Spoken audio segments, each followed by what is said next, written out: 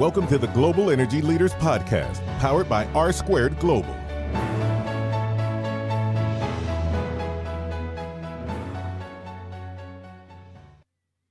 Welcome to another edition of the Global Energy Leaders Podcast. As always, I'm your host, Ryan Ray, episode 41, and the last day of May. So good to have you today. We get into Norway, a country that maybe a lot of us don't really pay a lot of attention to, but we actually have on an interesting guest who's written a master's thesis on how global corporations are going to push green initiatives because it makes business sense, which is a unique take on how green energy will be spread across the globe. And joining us today, we have Dyveke Elset from Norway to talk about all those things. I hope you enjoy our conversation with her. Well, thank you for being on the show today. How's it going? Hi, thank you very much for having me. I'm doing great, thank you. Okay, so let's kind of set the table. Over here in the U.S., you're in Norway. That's a long way away. You've got, the European Union, you've got Europe, you've got Russia, you've got all these things that we see in the news. Kind of give us the standpoint of where is Norway in the picture, what's going on from an energy standpoint over there, and maybe for the audience who doesn't quite know, where exactly is Norway? Well, Norway is actually above the Arctic Circle, so it's pretty far up north.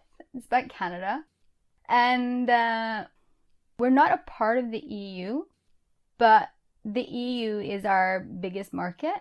So our energy market, our power market, is connected to the European power market. Norway is a very small country, but it also happens to be a significant energy player in the world, which maybe not so many people know about. Norway happens to be the largest holder of crude oil and natural gas reserves in Europe, and it's also the third largest exporter of energy in the world. So it's only after Russia and Qatar when it comes to gas export, for instance. So our petroleum and gas industry accounts for 40% of our export revenues and 15% of the GDP. So needless to say, energy in Norway is very, very important. And real quick there, that oil and gas, how much is that offshore versus how much is onshore? Everything is offshore. So all of our resources is in the North Sea and also up in the Barents Sea. And that's maybe why you've heard about Norway in relation to energy is the explorations in the Barents Sea, which also Russia has been very, very interested in. Yeah, and I figured it was mainly offshore, but I wasn't quite sure, not exactly sure where they're coming from. So a lot of offshore production there you mentioned. That's kind of fascinating. You were talking about that offline, how much oil and gas that Norway has, and yet you're kind of not really thought of, and you're right next to Sweden, and so it's kind of an interesting dynamic that Sweden is where, if you're from the U.S., that's a bigger name than Norway. I don't know why that is. Well, I guess maybe IKEA and ABBA and all of these things are more commercial than oil and gas from the rocks. God knows how many feet down under the ocean. Right. Okay, so one of the things that fascinates me about Europe is I see a lot of articles coming out, and I've referenced some earlier on the show, earlier shows, about renewable energies in Europe. And it seems like that Europe is kind of taking the charge and saying, hey, that we want to go to a greener type, renewable type energy segment. What's going on with Norway with that? You said you have big oil and gas exports, but how is renewables working inside of Norway? Well, the thing about Norway is it has a lot of natural resources. So our hydro production, we have a very high, well-developed hydro production. It's a 100-year-old industry in Norway. Our power production is actually 96 to 99% comes from hydropower. So in terms of our electricity, it's basically all hydro. And if you compare that to the global basis, only 1/6 of the power produced in the world comes from hydropower. So, and this is also our hydropower is integrated into the European power grid. So this is a very big asset to the renewable efforts that you see in Europe. It's interesting though, because Norway has this kind of a twin role as a major oil and gas producer, but it's also, a very strong advocate for climate change mitigation. It set a target to achieve climate neutrality by 2030, which is quite ambitious. But in addition to this, just because our electricity and power system sector is already, I'd say, close to 100% green and renewable energy, And where other countries are trying to, or where it's easiest to actually cut emission, is from that power sector. So what Norway has to do is actually come up with alternative ways of reducing their carbon emission. So a lot of focus now is on carbon capture and storage technology and more, efficient use of the different industry sectors in Norway. So in that sense, they have kind of Norway has different challenges than other countries, I would say. But there are some really interesting developments when it comes to renewable energy other than hydropower. As I was telling you, Norway has a long tradition of offshore exploration of oil and gas. And we see now that Statoil, which is our state-owned company, has a long tradition of operating offshore. And they're now using their expertise and know-how to develop new renewable energy solutions offshore. So they have this Hywind park, which is actually just kicking off now.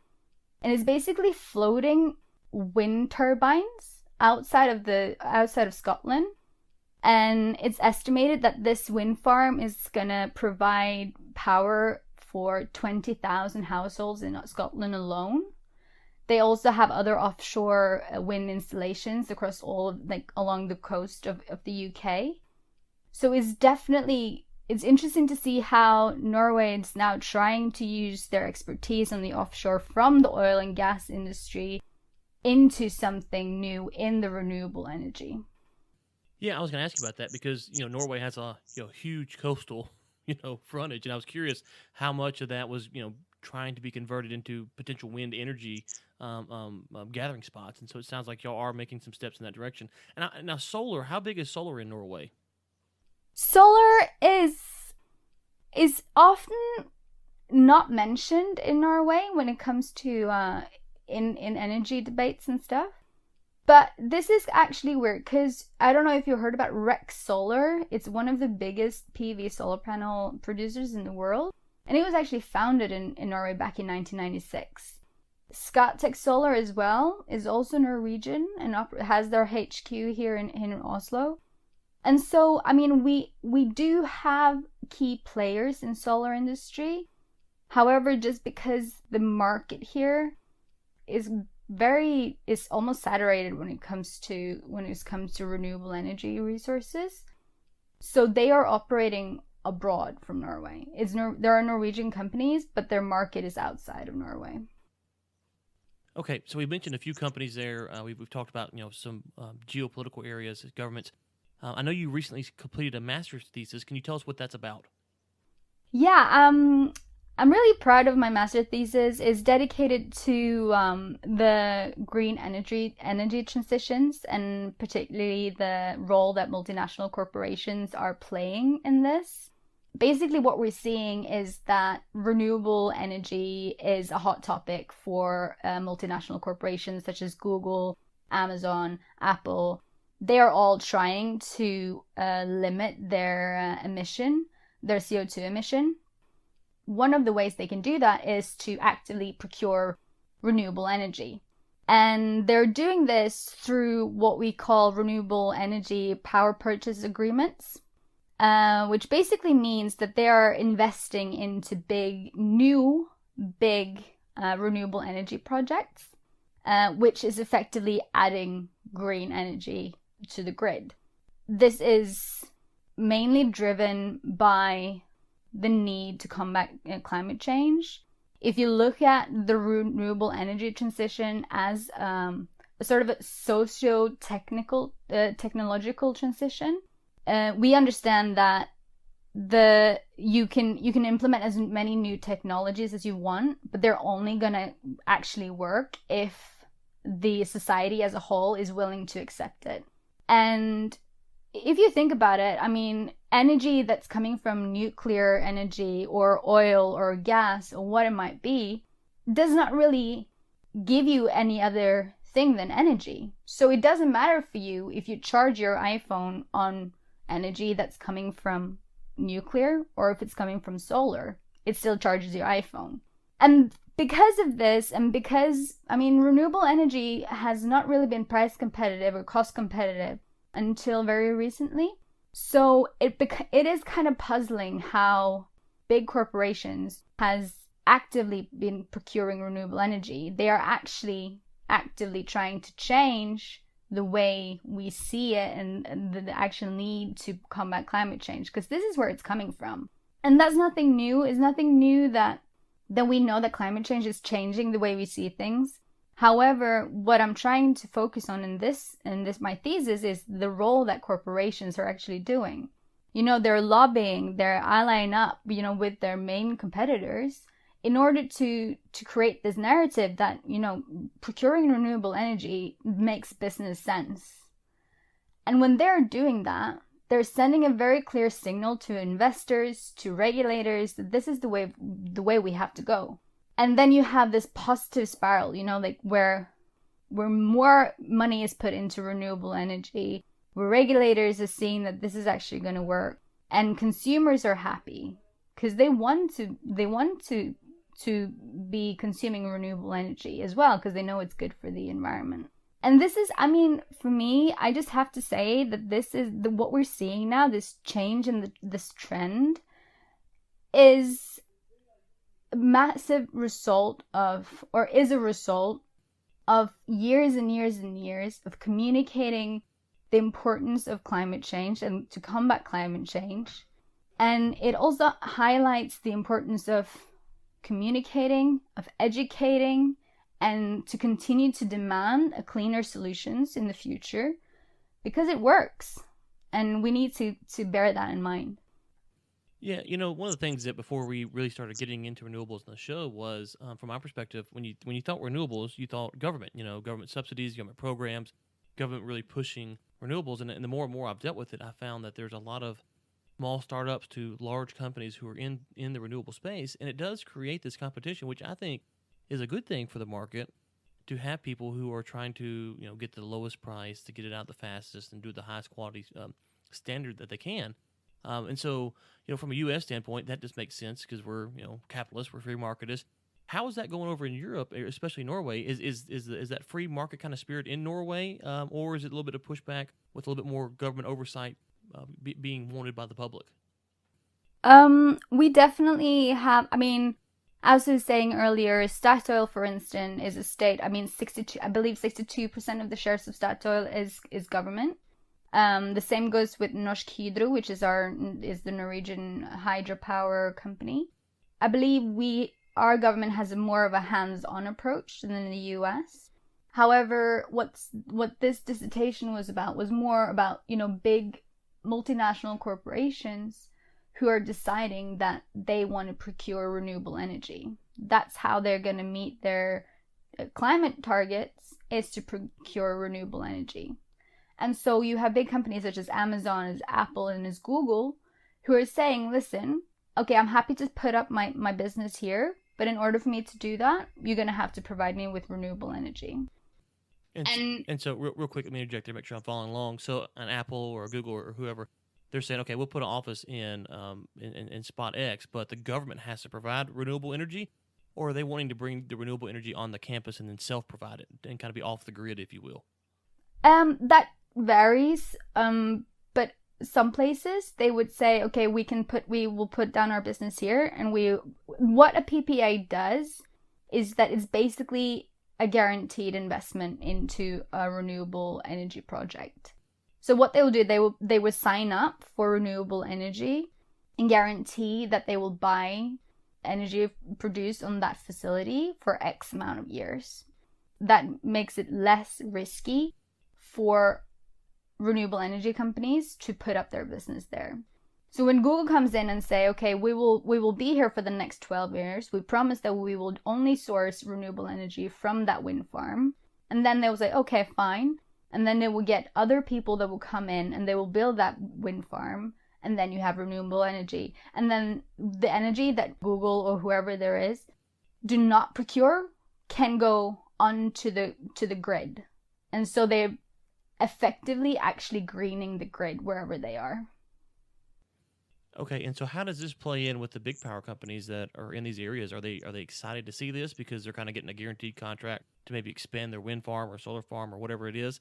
Or is there a little bit of reluctance on their part because they're not, Apple's in, that's great, or Google's in, whoever, but they still don't have enough to maybe go all out and build a full out farm to sell to the local customers. What's their kind of stance on this stuff?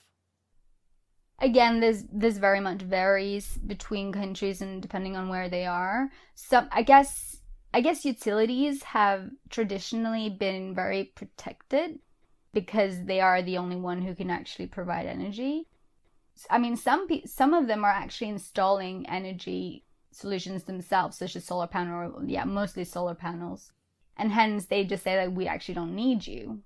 Basically, they're changing the game of the traditionally set roles of the energy sector, and so utilities will need to adapt to this new situation.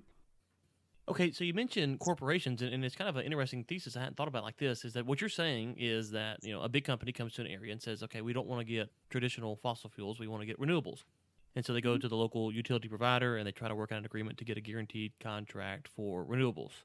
Are governments looking at this and going, okay, well, this is another way that the government could go, encourage renewables through a normal market process where we say, we want to buy renewable energy instead of fossil fuel energy. And so our government's kind of seeing what the corporations are doing and going to these utility companies and saying, we would like to buy renewable energy as well.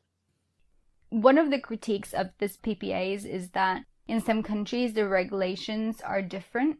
And so you will have only the bigger companies are actually able to do it because they have the resources to actually fight through all kinds of local regulations. On the opposite side of that, you could say that these big companies, they are actually paving the way for smaller ones. So there is a job to be done in terms of standardizing contracts basically across the globe if you want to. This is a very good way of providing new energy to areas of the world who doesn't have energy access. Like solar energy is potentially one of the most viable solutions in certain parts of the world. And if big corporations are willing to do this and invest in this, that is a win-win situation. Absolutely. Okay, so final kind of question on this line of thinking here with your thesis is, are you expecting this to really be contained to as big companies grow? So let me ask you like this. If the global economy is doing really well, we'll see these big corporations, that are going to expand and open new offices and go to new places, and which would help this process. But if big companies aren't expanding, would the mid-sized companies, if you will, the small companies, will they be able to kind of form maybe little coalitions and kind of group together in those time periods to say, you know what, we liked what Amazon was doing when they're here, and we want to keep that momentum moving forward? Or is it really going to take these big, large companies to kind of push this initiative as you see it moving further down the road? I mean, right now we are seeing coalitions of initiatives, of like coalitions of companies that are coming together. However, this is very much in the beginning. Like, we're at the start phase of this now. It only just kicked off in 2014, leading up to the COP 2021 in Paris. And I mean, so you have initiatives such as the RE100 and Renewable Energy Buyers Alliance. And they are together lobbying towards the supranational organizations such as G8 and G20 and Clean Energy Ministerial and COP 22 and 3 now coming, in order to actually, speak up for the corporations and explaining to the regulators what is needed in order for them to enter markets and in order for them to actually add renewable energy to the grids around the world. And so I guess the next step now would have to be for them to, together with governments around the world, come up with a solution of a standardized contract and persuade as many governments as possible that to actually allow for this to happen at their territory. And then smaller businesses can follow after. Okay, so I want to shift gears just a little bit there. You mentioned earlier that you were on the Global Solar Council. Can you tell us a little bit about what that is and what that does? Yeah. The Global Solar Council is basically a member organization for other solar associations around the world. They had members for basically every part of the world. So obviously China is a big player, Europe, and the US, and Africa as well. And what they're doing is that they're communicating the interest of the solar sector and the solar industry towards big organizations and policymakers, trying to unite the solar voice in the energy, but also in the climate change talks that's going on. It's a very young organization. As I said, it was founded in 2015 at COP21. But as from what I've gathered, it has been something that the industry have wanted for a very long time. So that's really it's a good initiative. Okay, great. Was there anything else that you'd like to plug or promote before we let you go today? No, that's it. Thank you very much. Okay, well, thank you so much for coming on. We enjoyed it, and we hope to hear from you again soon. Thank you. Thank you so much for having me. Thanks again to Dyveke Elset coming on. We really enjoyed the conversation, learned a lot today, and it will be interesting to see where these multinational corporations go over the next few years as this competition for greener energy, accelerates. And so, very interesting stuff. The Global Energy Leaders Podcast is produced by Michael Sims and Chris Prine. Chris Prine also serves as editor for the Global Energy Leaders Podcast. Until next time, keep climbing. Thanks for listening to the Global Energy Leaders Podcast, powered by R Squared Global.